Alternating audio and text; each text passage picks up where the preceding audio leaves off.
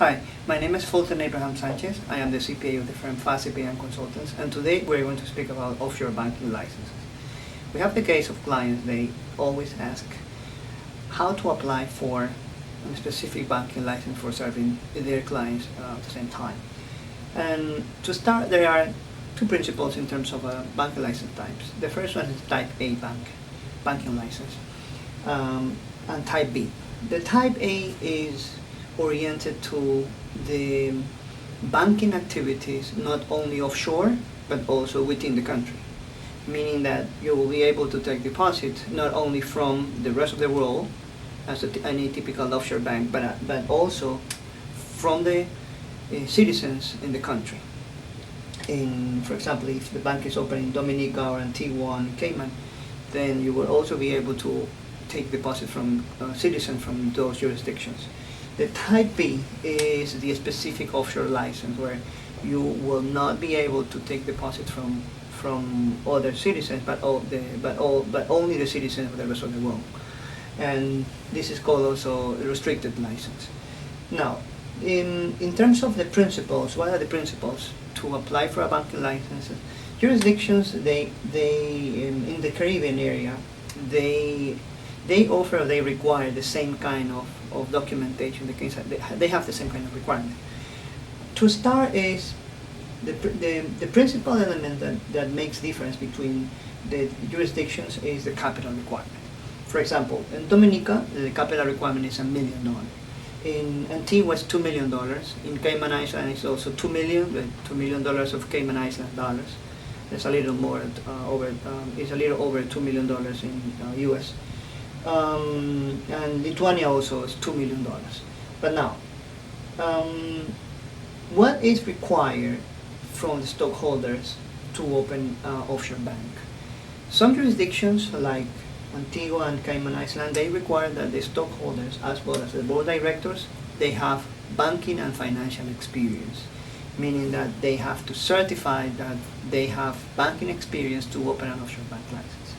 And for the stockholders, whenever the application is presented, they require a bank reference, meaning that a regular bank, a bank that is working right now, is operating right now, they have to extend a personal certification, personal recommendation to the shareholders that are presenting the application to the jurisdiction for the offshore banking license. This is to allow the presentation of experience, the exposition that the shareholders, the people who are applying for the license as shareholders of the bank, they are going to do the capitalization of the bank, they have real banking experience, and they are able to provide a good profile for the application of the license.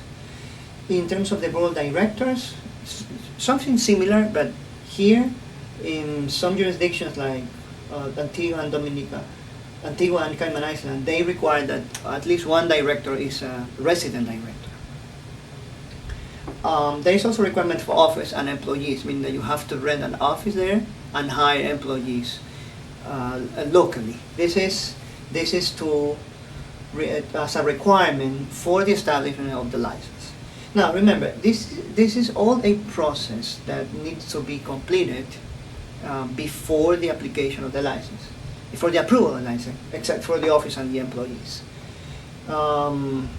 Whenever there is the intention of forming a bank, then all these requirements need to be presented in terms of the proof that there is enough capital to the presentation of the license, the stockholders, the board of directors, as well as office and employees. There is the last thing. When the license approved, then you need to hire employees and then rent an office. Same thing with the IT system.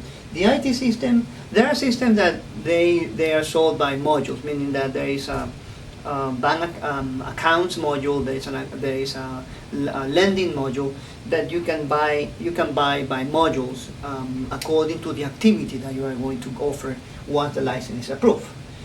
Also, this is perhaps one of the most important requirements, the anti-money laundering policies and the operating policies of the bank, meaning that in addition to the anti-money laundering that you are policy that you are going to create, the bank also requires the policy, the operating policies in terms of how you're going to serve your clients for deposits and lending, or any activity that you're applying for. And lastly is the corresponding account. Corresponding accounts are the bank accounts that you are going to apply with other banks in order to serve your clients. Because remember, whenever you are offering banking services, you need a bank account that allow you to receive third-party deposits. And usually banks do not allow that you receive third-party deposit unless you have a corresponding account. The corresponding accounts are exclusively for financial institutions that are going to serve clients with financial activities in terms of lending and as well as depositing. So corresponding account is perhaps the last requirement that is needed for you to serve your clients. And lately it has been very difficult to find a corresponding account, but this is precisely where the contact and the prestige of the stockholders and board directors are going to be key when the corresponding account is applied for and the approval is from the bank. Obviously we can help you with that, but this is something that will be very critical if you want to offer banking services for your clients. Now, in terms of jurisdictions, there are a few differences between jurisdictions in the Caribbean area and in the Europe area. For example, Dominica, in terms of requirements, it's similar to Antigua and Cayman Islands.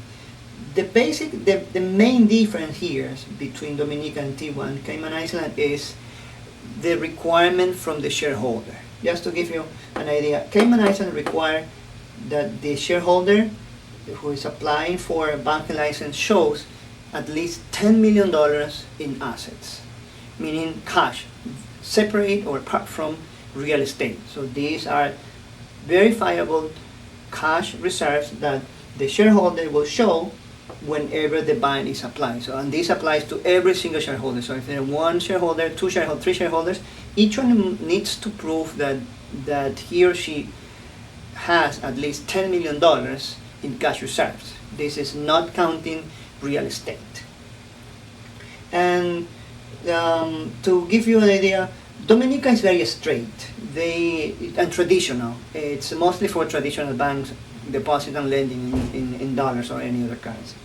But Antigua, we have the case of a client when the shareholders of the bank, they apply for a license in Antigua, and then they created a platform where they offer accounts in cryptocurrency, specifically in bitcoins, where the cryptocurrency is backed up by dollars. So the account is both convertible between dollars and cryptocurrency, and that is the type. And the Bitcoin or the cryptocurrency is backed up by dollars. So this is perhaps a new version of a banking license where the service is directly targeted to that specific financial product. Cayman is more traditional and is perhaps one of the most prestigious licenses in the Caribbean region, and perhaps in the world in terms of offshore banking. And this is more for financial activity. Now there are cases that banks in Cayman Islands, or new banks, that they offer traditional services like any other bank.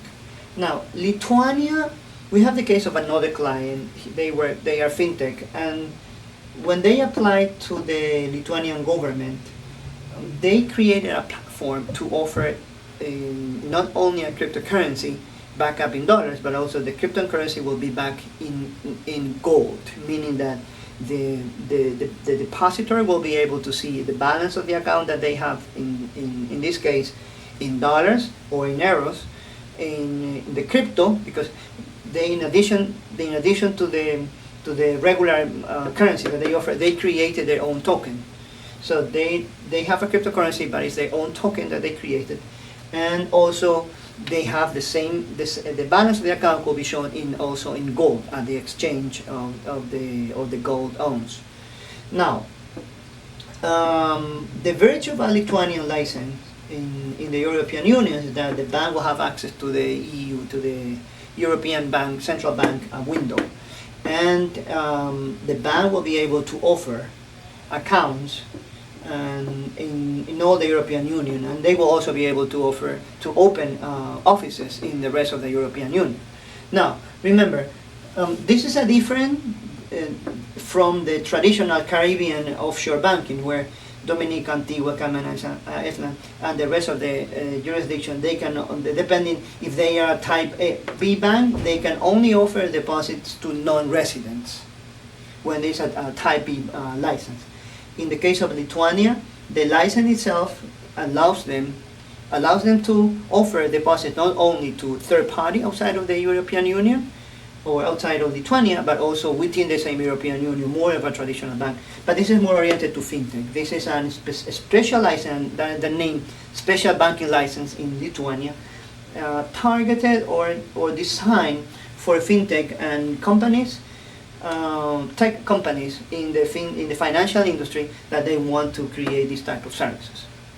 In terms of the plans that we offer, precisely to deal with this, based on the experience that we have, just to give you an idea, the client who opened the bank in Antigua, the cryptocurrency backed by dollars, in Antigua, they have to request clients, the future clients, potential clients, and people who know them, to write a letter to the legislature in Antigua,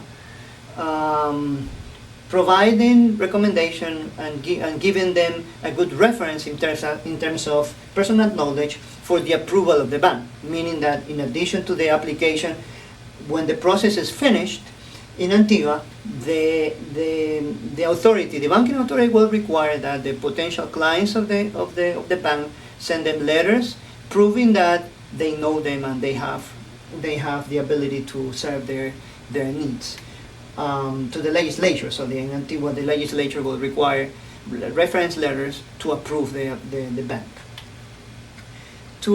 Precisely to deal with all these requirements in terms of the principles and the jurisdiction, we have designed different packages: the silver, the gold, and the platinum. Now, silver, for example, is for the application of the Dominican license. The gold is for the Antigua and Cayman Islands, and the platinum is for Lithuania. This is depending on the requirements of each jurisdiction that they have in terms of specific elements when the application is done. Now, if you will need more information, you can also check out our list of videos here in our production list. You can also subscribe to receive more updates whenever we post new videos. And if you want detailed information, you can check on the link here in the description box and go to our website, fastcpnconsultants.com, and send us an email.